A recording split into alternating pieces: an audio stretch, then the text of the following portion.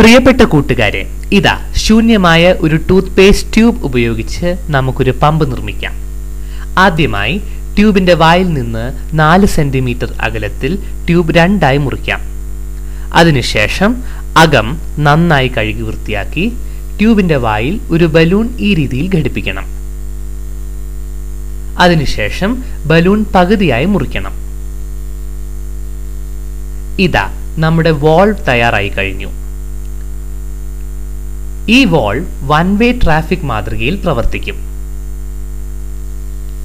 ട്യൂബിന്റെ രണ്ടാമത്തെ ഭാഗത്തിന്റെ അഗ്രത്തുനിന്ന് കുറച്ചു മാറി ഒരു ദ്വാരമുണ്ടാക്കി അതിൽ ഒരു സ്ട്രോ ഘടിപ്പിക്കാം.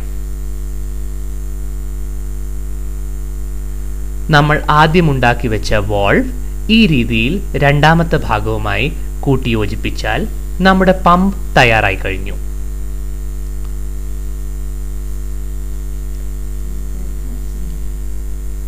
വെള്ളം നിറച്ച ഒരു കപ്പിൽ അല്ലെങ്കിൽ ഒരു കണ്ടെയ്നറിൽ കൈകൾ ഈ രീതിയിൽ ചലിപ്പിക്കുമ്പോൾ വെള്ളം പുറത്തോട്ട് ചാടുന്നതായി നമുക്ക് കാണാം.